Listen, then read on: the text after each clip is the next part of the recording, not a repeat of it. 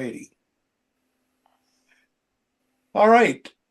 Welcome this afternoon to France and Colonies Philatelic Society's Zoom meeting for February 2026. It is the 22nd. Our president, Jerry Dutt, is sunning himself in Hawaii today, so he asked me to step in and run the meeting since I've done this in the past. And I will make a brief comment about my picture in the background there was taken December 12th when I was conducting the Akron Symphony and Chorus in Handel's Hallelujah Chorus from the Messiah. So that's how that picture ended up being done, and I can't tell you how much fun it was to do that. Now, let's go to stamps. Tom Meier is going to talk to us about Fezzan Ghadames today, the North African area that was under the Italians and the French and sort of independent once in a while as well as having a bunch of nomads running around there. He is a retired military man, an officer in the U.S. Army, retired 20 odd years ago. No, yeah, more than 20 years ago now. And as he told us earlier, he is the services director for Yonkers, New York. And his phone may ring in the middle of this to have to address some snow issue over there, but until then, Tom, we'll let you talk about Fezzan Ghadames, and you can share your screen and run things from there. Okay.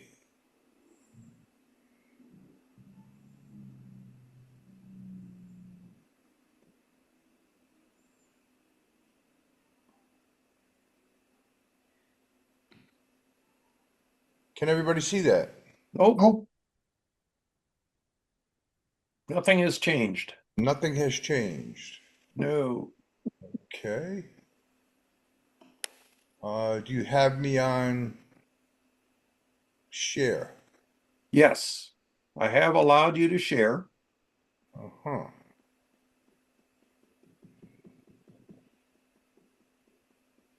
Let's see what's going on. Wait a minute. There we go. All right. If you would prefer, I have the deck open and I can run the program from here. Okay. Yes, because otherwise I don't know what's wrong. All right. I need to convert this to that. And then go back here and say that I want to share. And I want to share that. Now, is everybody looking at some military dudes in the sand? Yeah. Yes. Yes, I could see that. Good. Thank you very much. Sure. And just I'm, bang on and your I'm glad glass and I'll I'm glad change you had the idea of sending it to you. Otherwise, we'd be in a jam right now. Um, well, first of all, thank you for having me as a speaker, but also thank you for having me as a member. Um, I, I've been a member of the Allied Military Government Collectors Club for, oh, over 25 years now. I think we organized in 2011, no, 2001, somewhere around there. Um, Prior to that, I started, like many of you, I started collecting when I was 10 years old. A friend of my dad bought me a stamp collecting kit for my 10th birthday. Um, he was a avid collector. I started collecting U.S. commemorative stamps, and then I went to all of U.S. Then I got into United Nations. I have a very, very complete United Nations collection from the very beginning, and I have everything that the UN has published. I probably have a copy of, and that's all mint and in Lighthouse albums.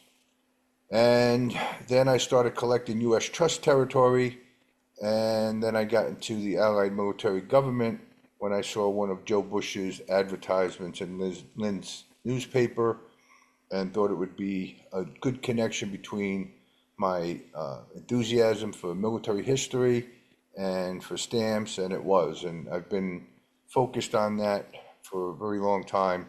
I became vice president of the organization just a few years back, and one of the goals we wanted to accomplish was to rewrite some kind of handbook or catalog for current and future members.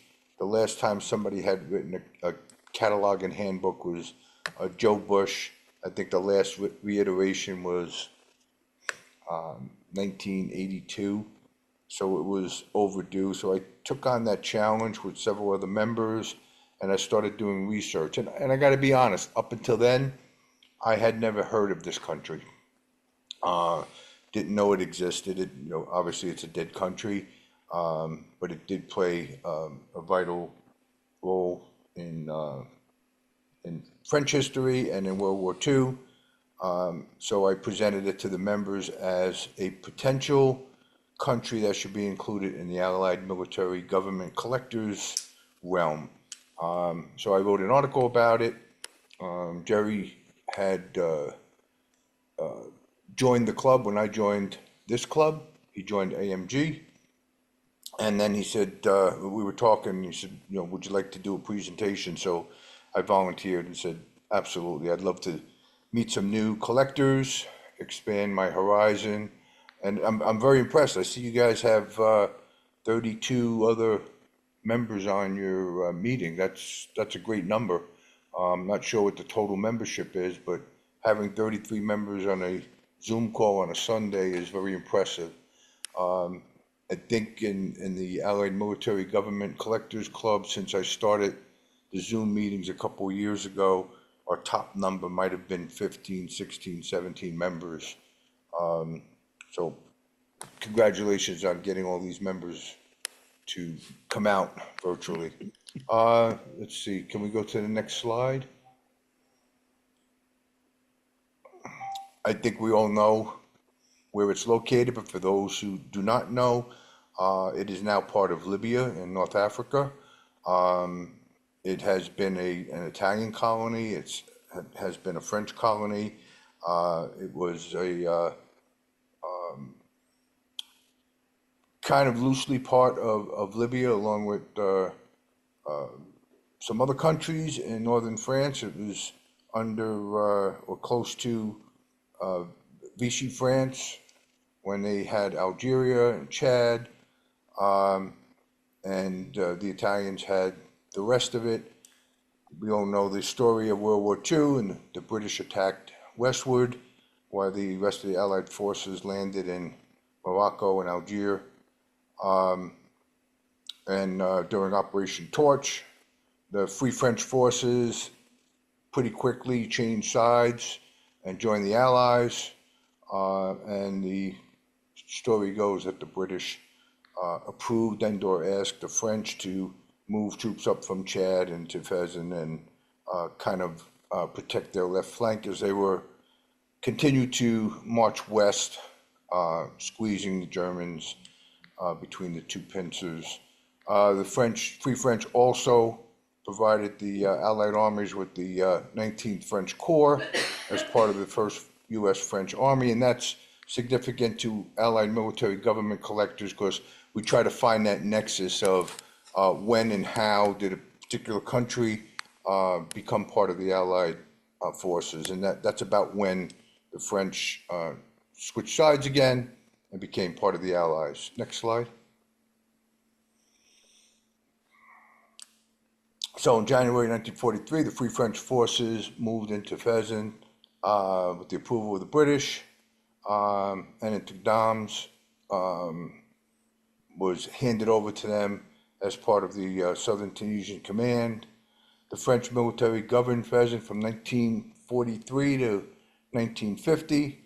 The French provided civilian government of Fezzan from 1950 to 51, and then in December 1951, it joined up with the rest of the Libyan territory to become the Kingdom of Libya.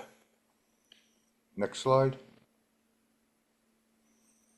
The first stamps that we used were Italian stamps from 1929, 50 cents purple King Victor Emmanuel stamps. They were overprinted. As you can see there, pretty good copies of Fezzan with the occupation franchise on 2 lines, with a solid bar down below, which is obliterating the post-Italian writing. That's Unificato catalog. That's considered #1, and you can find that on eBay for about $125. So this country gets relatively expensive. Not all of the early stamps are expensive, but there's many that are almost impossible to find. But for $125, you could start your collection there. The next one is a circular overprint. Kind of almost looks like a bullseye cancellation, but it's actually an overprint. RF, obviously for Republic of France, and that's the 50 cents. And that's Unificato number 11, and that's listed in the catalog, and you can find that for just under $100 on eBay.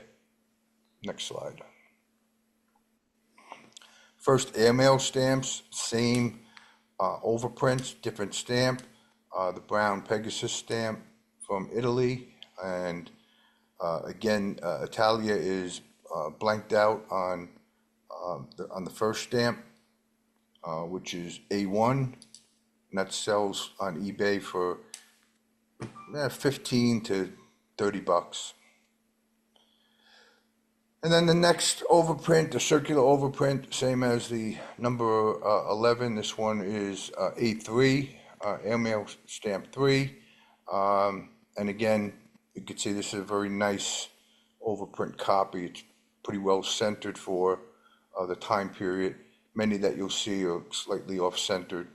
This is a good specimen. This goes for about $100. Next slide. Covers get a little more expensive and a little rare. This has 3 different Fezzan stamps on it, and all overprinted. You'll see the number 11 and the A3.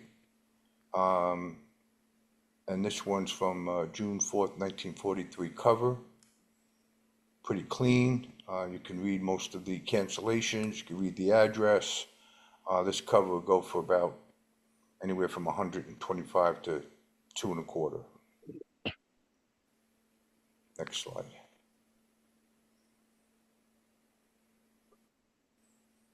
Okay. In 1943, the French used the Italian stamps from the colony of Libya. Their 1924 to 1931 issue was overprinted with Fezzan occupation franchise, and was revalued in French currency. So you can make out the revaluation there. Most of them are pretty clear copies. About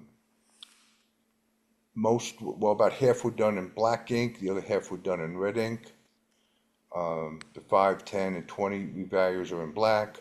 The 25, 30, 50, 1 1/4 franc, 1.75 franc, and the 75 franc all revalued in red. Some of them are more difficult to find, and they range in cost from $100 to $1,000. Here's some more samples, so that you can see the original Italian post is on the left side, and then the overprint is on the right.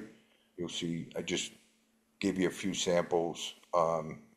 The upper left side is the Roman legionary. The upper right side is the victory statue. The lower left side is the middle right side is the goddess of plenty.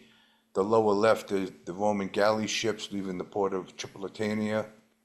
And then the lower right stamps are the Michelangelo drawing on the Sibylla Libica on the lower right. So you can see the original stamp, and then right next to it is the overprint stamp from the French occupation. Or next slide.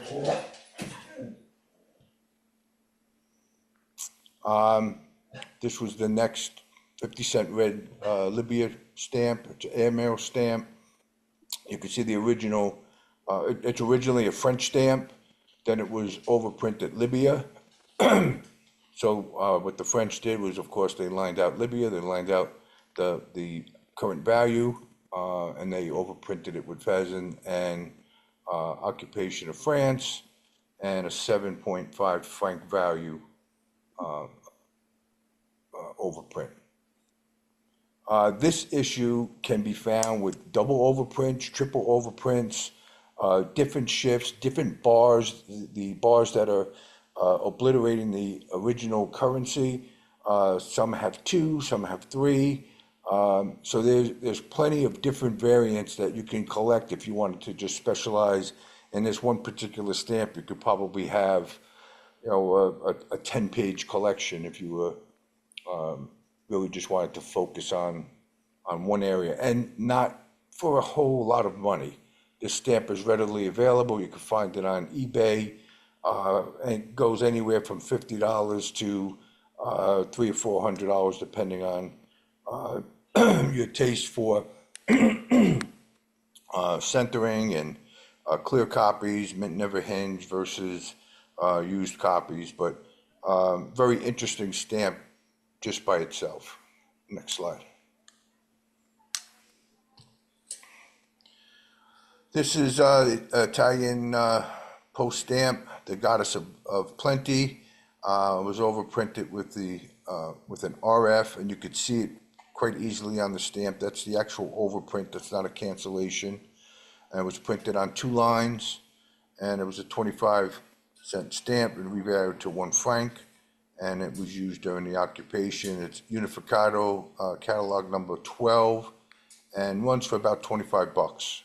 You can get some cheaper, especially if they've been hinged or maybe a minor defect, a perforation missing or a slight tear or a thin, and you probably pick it up for under 10.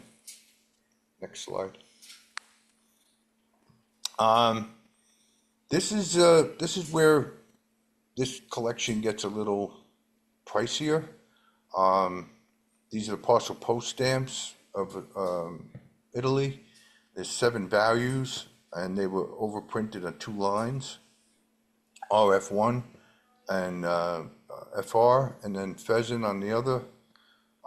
These parcel posts, the original values were 5, 10, 50, 1 lira, 2 lira, 3 lira, and 4 lira. They're known as Unificado 13 through 19. You'll notice the 2 to the upper right, they have the circular overprint that I talked about earlier, not listed in Unificado's catalog, but certainly you can see they're there. That's a real cover. That's not an AI generated cover. I haven't been able to identify them in any catalog, so I would consider them extremely rare. If you come across them and you're collecting, pick them up if you get a good price on it. And what's a good price? Give me the next slide.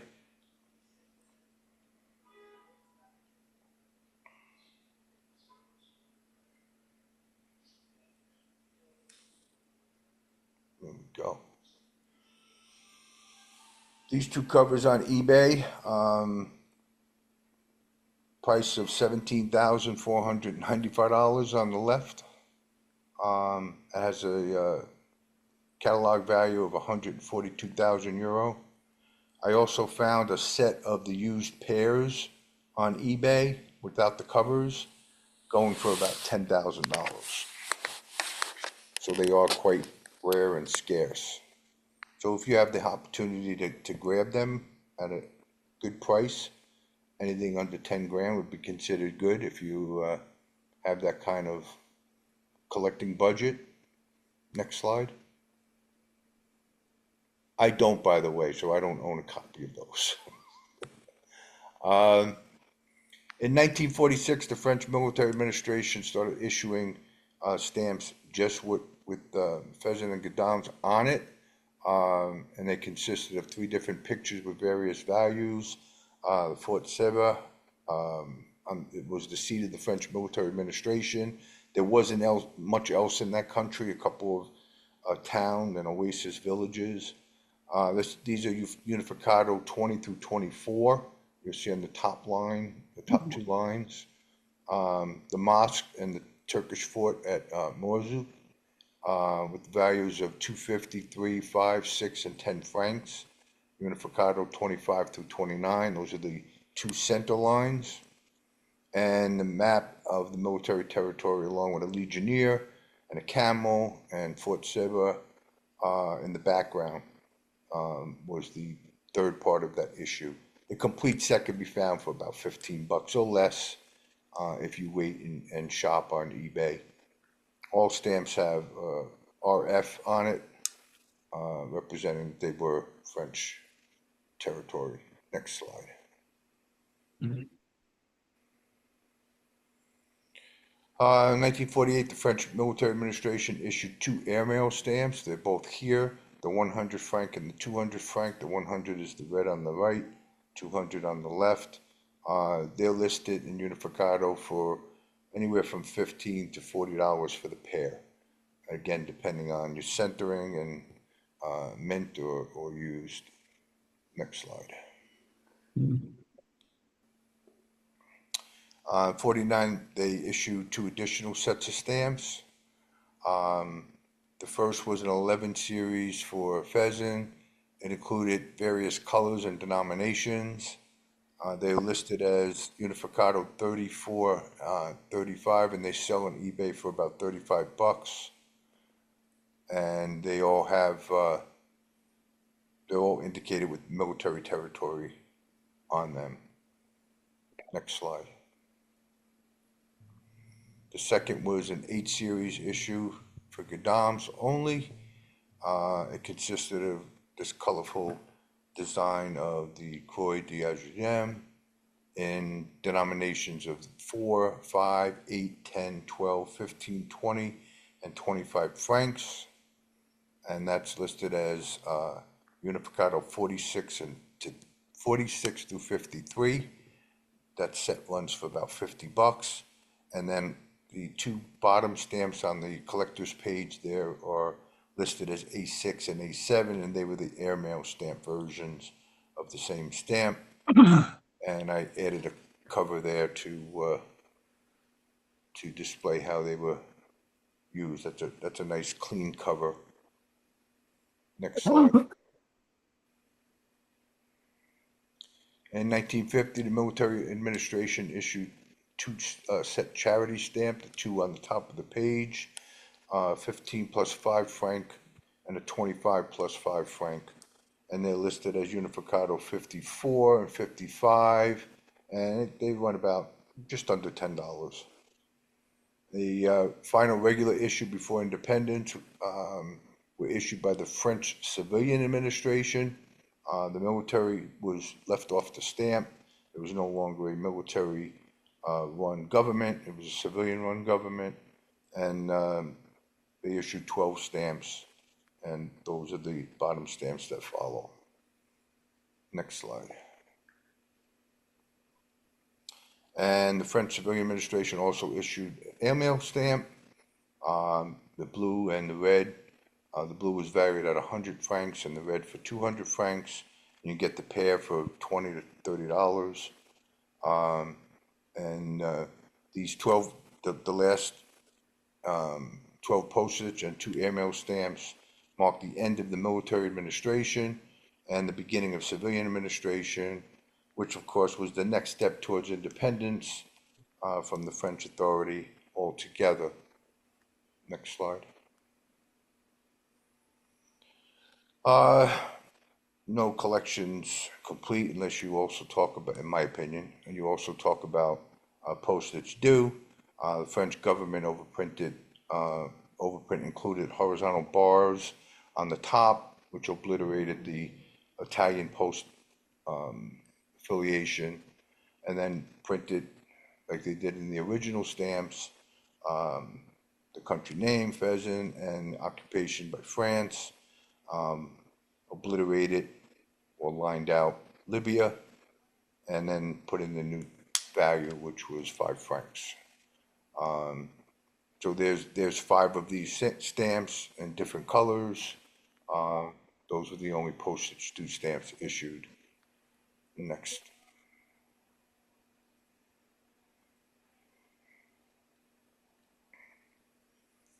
I'm sorry, those were the first postage due stamps issued. Um, the next set was Unificados 6 through 11. You can pick them up for under $50. They kind of have a more modern look. They display very well on page, and they very easily come by. You go onto eBay, you'll find ample versions of these stamps in all kinds of condition, mint never hinged, lightly hinged, used. A little more difficult to find them on cover, but they do exist. Next page. So the Allied administration of the Italian colonies of Libya was divided into two parts: the French military territory, and the British occupied the rest of what's going to become known as Libya, as they were driving west, driving the Germans out of North Africa, and linked up with the rest of the Allied armies and the Free French. Next slide. And the Allied military government, both the French and the British, lasted from May 13th, 1943 to December 24th, 1951. At the Potsdam Conference, after World War II ended, the Allies, including the Soviet Union, because a lot of times the Soviets were kind of somewhat obstructionist to what was trying to be accomplished by the U.S. and United Kingdom, at least according to most of our historical references, which are biased to American and English side. They all agree that the former Italian colonies of Italy should be returned to Italy. Each of the Allied powers came up with their own plan, including the French. They all wanted a Libya that was going to favor either American or French or British. The British finally suggested an independent kingdom.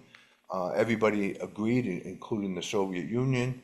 So that went forth, and the territories joined together and became the Kingdom of Libya on December 24th, 1951. And there's the first king of Libya.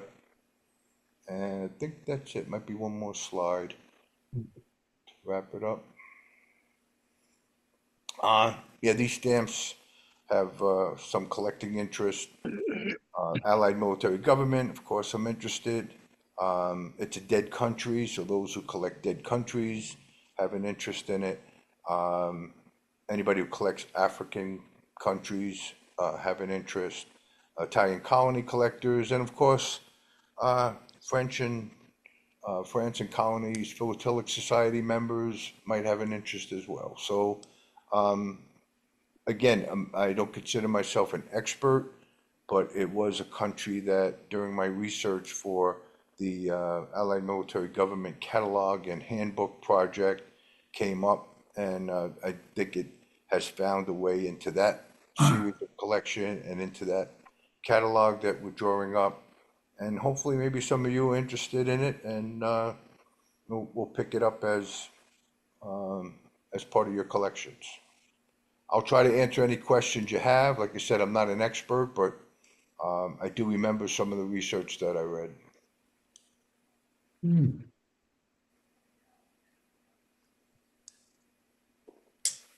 I'll leave your slides up in case somebody wants to go back to a picture. Sure.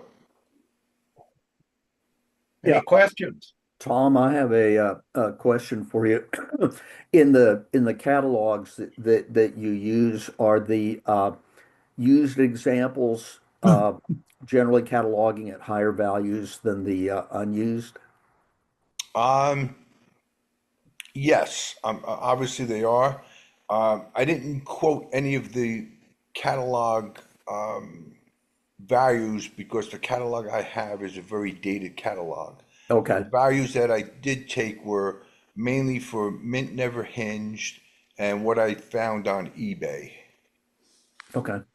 I have another observation. I pulled up Delcamp to see what their listings were. They have about 1,200 different listings for Fezzan. And Quite a bit. no, notably, I see those postage due overprints that you showed an example of. Somebody is that it's an auction house somewhere, probably, maybe in France, Yeah. is offering those at a start bid of 30,000 euros for the set of five unused. Wow. I've And, I was and going then to say I've somebody, got the Dallé catalog open in front of me here from 2007, and that the 5 franc on one lists at 18,000 euros. yeah. And then somebody else is selling a set of the parcel post stamps, pairs, a block of four, actually, two pairs, separate covers for each one. And the start bid is 200,000 euros. So let's all run out and get a copy and start our own collections and Yeah. I would think though that with the early overprints, the circular one looks like it was done with a hand stamp. I would think that the forgeries would be quite prevalent. I'm sure they are. I haven't done research yet on the forgeries and fakes that exist there because I'm afraid to open up that can of worms. Probably quite significant, especially when we start quoting the prices that we're seeing in contemporary auction houses. Yeah. We all know that the higher the price is, the more prevalent it is for forgery. So they're probably out there, and I think we can all admit the forges are getting better and better. Oh, yeah. And I'm also looking at one of the Victor Emmanuel 50, the violet one with the circular hand stamp. Somebody is willing to, this is in the USATO catalog. It's catalogs at 1,300 euros, and they're willing to let it go for 153. Hmm. Pretty interesting. That's a big Yeah. discrepancy. Yeah, that's it probably has no chance of being real. Yeah, Oh, yeah, no Uh, kidding. yeah. can you comment about the printing and production of these stamps a little bit? The Victor Emmanuel and the Italian stamps, I suspect they must have had stocks of them and then overprinted them locally. And the others, the new ones, I suspect they were printed in Paris and then shipped over, or what? How was that done? Uh, the original ones were definitely overprinted locally. I'm not sure exactly where. Definitely not in France because the Free French in North Africa was still very much detached from Vichy France in Europe. So definitely weren't using printers in Paris. Um, Not part of my research, but an interesting question and something that I'll look into so that I can include that in the catalog because it is a point of interest. Where were the stamps printed? We do have that information for other countries, like the Italian stamps that were printed during the liberation phases of the Allies, Sicily and Naples. So I'll include that for the next presentation. Thank you, because some of those images that you see, like the palm trees and so on, you commented how nice they were.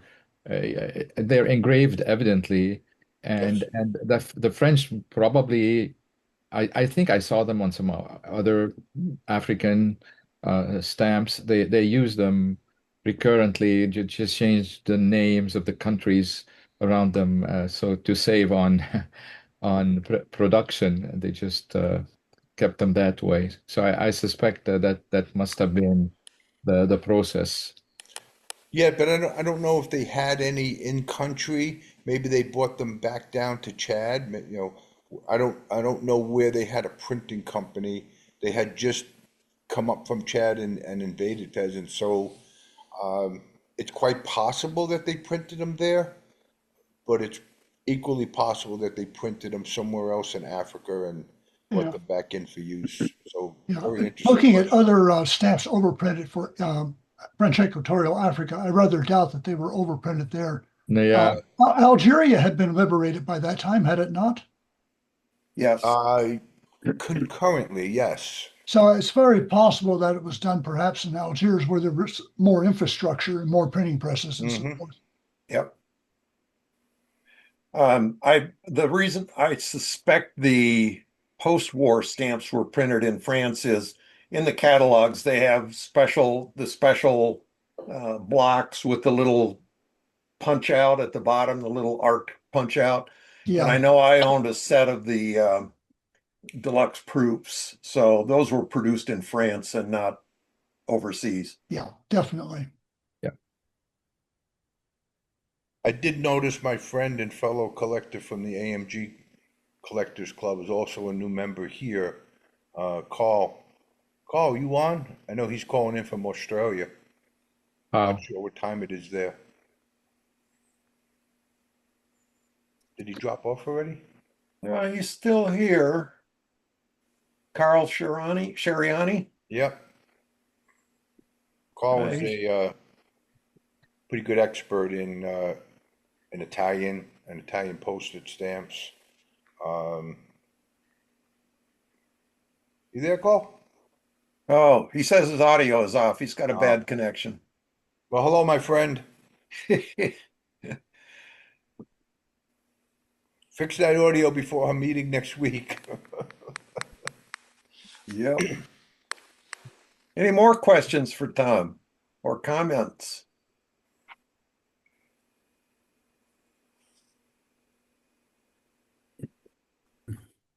Well, I hope I entertained everybody for a little bit and you found it of Yes, interest. I Um, had to find my audio.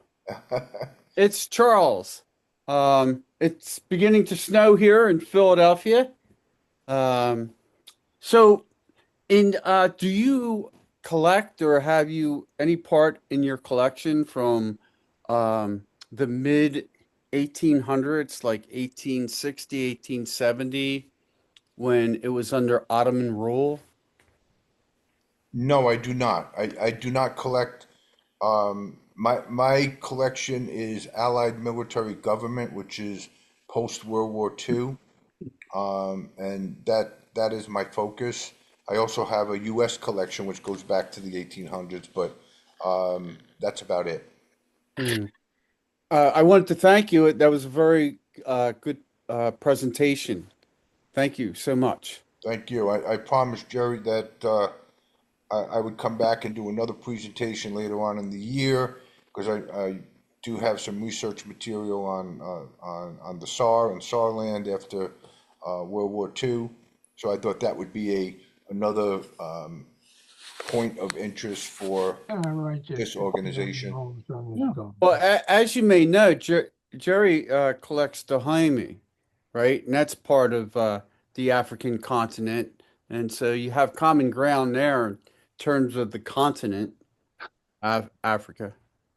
And the reason why I agreed to present here is because I believe a lot of our collecting clubs throughout, whether they're APS affiliated or not, and most of them are, there is a lot of cross pollination that we can do. Uh, I I had no idea this society even existed. I kind of stumbled onto it doing the research, and I needed some information, so I reached out, and Jared got back to me, and I'm like, well, there's a interesting club that I could probably get some benefit out of joining and belonging to. It's not my thing. I don't collect French stamps, but we do have this point of intersection. So let me go say hello, make some new philatelic friends, and maybe some of you I'll see at Boston in a few months, and others may not see me again, and I may not see you again, but it was a pleasure spending this afternoon with you. Wonderful. Thank you, Tom. I'll email you. Your email's up on the screen. Yep. I'll email you offline. I was in the Army so we'll talk. Thank Thanks you. for your service. Yes, anybody who wants to email me. I mean, I'm doing this, like I said, to make philatelic friends and and expand our world, and Yes. Zoom and virtual reality is kind of helping us to do that. Yes. Carl from Australia and I have become really good friends, and we communicate almost on a daily basis. He's been working on the catalog project with me. He was kind of my inspiration. He gave a presentation to the club talking about how we needed to upgrade our catalog because so much more information has come out since the 1980s for all of stamp collecting. Things that would take months and years to research 40 years ago, we can now research in a matter of minutes on the World Wide Web. So and we can communicate. So I'm here to continue learning, and if there's questions you think I can answer, shoot me an email. If you just want to say hello, let's keep talking. Very good. Ken, are you gonna invite us to your next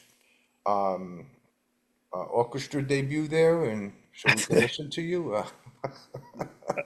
I don't know that I'll ever have a chance to do it again. And I don't know if anybody ever told you this, but you look a lot like Jimmy Carter. Yeah, I get that now and You get then, that? about once a Okay, month. good. I hope that's a good thing. I like Jimmy Carter. He was a nice gentleman. Yep. So Ken, this is Ed Grabowski. How about telling us a little bit about your musical background? Oh, Uh, I've known you for I don't know how many years, and I was quite surprised to see you conducting. And how does all that come about? um, let me summarize my musical career as 7 years of piano lessons with a woman who was trained at the Conservatory of Paris, a post-war refugee to the United States. Then, when I was a teenager, I learned the guitar and played garage rock and roll for many years. I was in the school band. I knew how to read music, obviously, and so on. But um, my wife and I have been going to the Akron Symphony gala for several years. I was on the board back in the mid 80s, and she's now on the board in lieu of me. And one of the live auction items is the chance to conduct the symphony. Typically, you get to conduct Sleigh Ride, which is, to me, a really boring piece of music. So I went to the maestro and I said, if I do this, I really don't want to do Sleigh Ride. And 4 years ago, maybe, um, I was the successful bidder, and I conducted a Scott Joplin piece at 3 summer concerts in lieu of doing Sleigh Ride one time. Then I was successful again and conducted a short piece at the gala as an advertising item for somebody else to bid on conducting the orchestra. And then this past year, nobody wanted to bid, so I stuck my hand up and did it for my 5th time. And the maestro was in my ear as soon as my hand came down, and he said, "Ken, it won't be Sleigh Ride. We'll figure something out." So I was really tickled that they entrusted not just the musicians, but the chorus to me as well. That's quite a complicated affair to do both the orchestra and the chorus. Yep. You've got a lot of music going on there. I'm truly amazed. That's a fantastic talent. Well, thank you. It was very enjoyable. I rehearsed both with the chorus separately and then with the symphony and the chorus together, the orchestra together. So it went off well. Ken, you must have set the bar very high in order that nobody else wanted to bid to have a go. Apparently. Apparently. Yeah. I had the first time I did it, I was very pleased that I had a couple of the musicians come up to me and say, of the guest conductors we've had to work with, you're the one who's got the best sense of what he's supposed to be doing up there. So I was very heartened by it. Brilliant. Well, thank All you, right. Tom. That was a terrific presentation about something that previously I knew nothing. It was great. Thank you. Thank you very much. glad to share that. And I got a lot of those comments when I wrote the story for our AMG Courier, which is our newsletter. A lot of members said, just like I said, they knew nothing about the country. So that's what we're here for, to educate one another. And I look forward to reading some of your material. Like I said, I just joined, so I just started receiving. But I use it as research. I love to read about stamps. I love to read about World War II and history in general. So I if I come across more interesting stuff, I'd love to share it with everyone. I just thought of another question actually, if we have time. What is the origin of the words, Fezzan and Ghadames? Do you know what they mean in the local dialect? It would be very No, interesting to know. The languages in Northern Africa there are mixed. I mean, they're not Arabic. There's some uh, I know Berber and some other local languages. So I bet Fezzan. I know you pronounce it pheasant, and I'm not sure how the correct presentation is in the local. And Ghadames, they must mean something. I'm going to look this up when we're done today. Yeah, please share that. We'd be interested to know. Yeah. Yeah. Oh, and also, Tom, will you your backdrop, is that a photo from somewhere in Fezzan? nope, that was totally AI generated about 10 minutes ago. Well, it was All, convincing, I all I thought. know, it's down in Phoenix, Arizona. Oh, that's hilarious. My wife and I did schedule. We went to Italy for New Year's, and we wanted to do a follow-up trip and go spend a few days in Morocco, but we weren't able to put that together. So we wound up going to Paris and then to London for a few days each. But the North Africa is on my bucket list. I've been to Normandy. I've been to Anzio. I like to go visit where our forefathers landed and sacrificed their lives. So North Africa is certainly on my list. So I do plan on getting some real pictures, but you'll be able to distinguish them because I'll be standing in them. Okay. I did what Elias is going to do and Googled the meaning of Fezzan, and I it did says in too. the Berber language it means rough rocks. Rough rocks, right? I just got that, Ken. So yes, Okay. that picture looks like it's from Fezzan. And Ghadames, it means um, the I don't know, Ghada and Ams. Ams is yesterday. That's an Arabic word.